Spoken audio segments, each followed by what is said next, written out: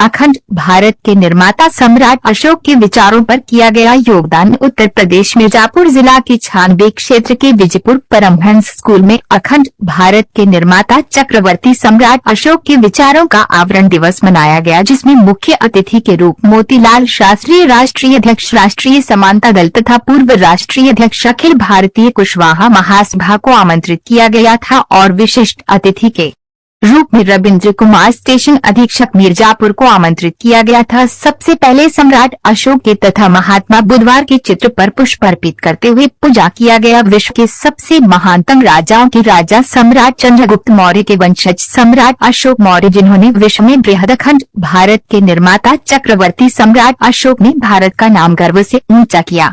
Paramhans school Vijaypur में कार्यक्रम आयोजित कर कार्यक्रम संपन्न किया गया। भारत को एक सूत्र बांधकर विश्व में सबसे महान साम्राज्य की स्थापना की, जिन्होंने अपने शासनकाल में पशु पक्षियों की हत्या पर पूर्णतः प्रतिबंध लगा दिया और उनके इलाज के लिए विश्व का पहला पशु अस्पताल चिकित्सालय का निर्माण कराया। अपने साम्राज्य की बलि चढ़ाकर मानव कल्याण के लिए समर्पित अपने जीवन को किया। ऐसे महान साम्राज्य और महान राजा के अवतरण दिवस पर उन्हें शत शत नमन किया गया।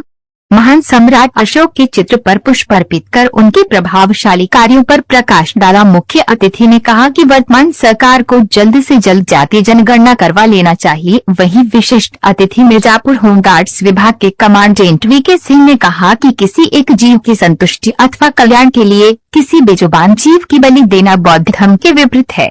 भंते जी, पूर्व राष्ट्रीय अध्यक्ष अखिल भारतीय कुशवाहा महासभा एवं राष्ट्रीय समानता दल के राष्ट्रीय अध्यक्ष मोतीलाल शास्त्री, विशिष्ट अतिथि home guards commandant V K Singh, Arvind Kumar Maurya, Arvind Kumar Singh, Gangaram Kushwaha, Ram Naresh Maurya, Sheshmani Maurya, Shivnarayan, Ramu Jagir Singh, Rajendra Prasad Maurya, Manmohan Maurya, Ram Sagar Maurya, Ramesh Kumar, Suraj Maurya सहित काफी संख्या में लोग उपस्थित रहे। राष्ट्रीय अध्यक्ष राष्ट्रीय अखंड भारत के निर्माता सम्राट अशोक की आज 2387 जन्मतिथि इसीलिए और खास तौर से यहाँ पर जो पिछड़े दलित वर्ग के लोग हैं वही आज यहाँ इकट्ठे हुए हैं और इसी से संबंधित अपने अधिकार और अपने सम्मान की मांग भी कर रहे हैं और हर हालत में सरकार को जातीय जनगणना करा करके भारत के कोष को उसी अनुसार वितरित करके सबको एक साथ आगे बढ़ाने की मांग करते हैं। सर, जातीय जनगणना जो आप लोग कराना चाहते हैं उसका मतलब ये समझा जाए कि आगे आने वाले चुनाव में आप लोग समीकरण बैठाएंगे? देखिए, समीकरण बैठाएंगे और हम ये मांग करेंगे, हम चाहते हैं कि अगला जो चुनाव हो वो इसी पर हो कि जो सरकार जातीय जनगणना कराएगी और पिछड़े दलितों के अधिकार और सम्मान को दिलाने का काम करेगी, उसी के साथ हम लोग सब लोग मिल करके उसकी सरकार। मानवर राष्ट्रीय समानता दल जो है लगभग 25 वर्षों से पार्टी बनी है, लेकिन समाज में उभर कर क्यों नहीं आ रही? देखिए, उभर करके उस समय इतना तगड़ा आई थी कि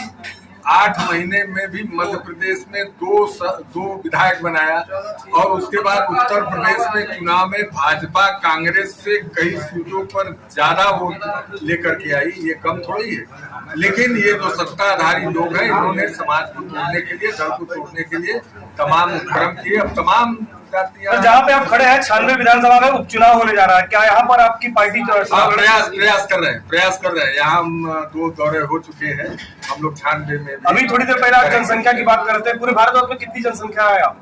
देखिए, हम लोगों की जनसंख्या लगभग 11% के करीब कितनी आबादी है। अभी आप बताएं कि आबादी के समय में 52% था।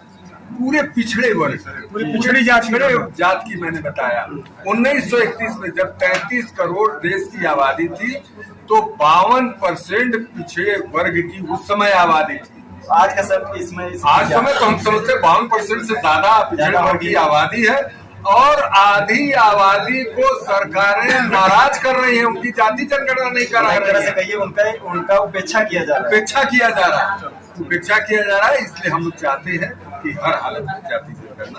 कमांडेंट होमगार्ड्स मिर्जापुर आज यहाँ अखंड भारत के निर्माता सम्राट अशोक के विचारों का योगदान विषय पर चर्चा थी और जैसा कि हम लोग जानते हैं कि भारतीय संविधान बाबा साहब ने सम्राट अशोक के विचारों पर ही लिखा। उन्हीं के प्रतीक चिन्ह 4 शेरों वाला को अशोक स्तंभ बनाया। उन्हीं के अशोक स्तंभ पर उकृत चक्र को तिरंगे में लगाया। तो जब हम अखंड भारत के निर्माता थे, अखंड भारत पर शासन हमारा देश ने किया, और आज क्या ऐसी स्थिति हो गई कि हम छोटे से सिमटते जा रहे हैं। उस अखंड भारत को जो परिकल्पना थी, उसको कैसे आत्मसात किया जाए, कैसे पाया जाए, कैसे विचारों को अपने वहां तक फैलाया जाए, इसी पर योगदान पर चर्चा हो रही है। सर, ये बौद्ध धर्म पर सर काफी आप एकदम अग्रसर रहते हैं और लोगों को इसके लिए प्रचारित भी करते हैं और संदेश भी देते हैं। क्या कहना चाहेंगे अपने बौद्ध धर्म? बौद्ध धर्म जो है कोई धर्म नहीं है, ये एक धम्म है, एक रास्ता। धम्म से रास्ता होता है। और बौद्ध धर्म सबसे बड़ी इसकी पहचान यह है कि ये लोगों में समानता, भाईचारा, विश्व बंधुत्व और करुणा की बात करता है। ये न ऊंच नीच, न जात पात, न छुआछूत की बात करता है। इसीलिए मैं इसको पूरा विश्व मानता है। आज 68 देश गौतम बुद्ध जी के विचारों को मानता है। मान्यवर अशोक सम्राट जी सम्राटों के सम्राट थे, लेकिन न तो उनके नाम पे कोई छुट्टियां है और न तो इस देश में कोई मूर्ति उनकी बनाई गई है। नहीं, सम्राट अशोक सम्राटों के सम्राट तो है ही, इसके अलावा सम्राट अशोक महान, द ग्रेट अशोका कहे जाते हैं। ये विश्व में सिर्फ एक ही व्यक्ति को प्राप्त है, द ग्रेट अशोका, क्योंकि इनके विचार लोक कल्याणकारी थे और वसुधैव कुटुंबकम के जनक थे। इन्होंने पूरी प्रजा को अपना संतान माना, और जब अपनी प्रजा अपनी संतान हो जाएगी, कोई भी पिता अपने संतान के साथ भेदभाव नहीं कर सकता। सर, थोड़ी देर पहले जैसा कि आपने कहा कि विंध्याचल में लोग बलि देते हैं और ऐसे जीवों पर दया करना चाहिए, जीव का जो बलि दिया जाता है उसको रोकना चाहिए, तो क्या ऐसा हो सकता है कि मतलब किसी वहाँ पे किसी की आस्था है तो उससे किसी की आस्था को ठेस पहुंच सकती है? नहीं, मैं तो ये मानता हूँ कि किसी की भी बलि दे करके कोई आस्था नहीं हो सकता। किसी की जान लेकर के कोई पूजा नहीं हो सकती। इसका तो मैं किसी भी धर्म में, हर धर्म में विरोध है, और मैं इसका विरोध करता हूँ, क्योंकि प्राणी की रक्षा करना भी हमारा धर्म है।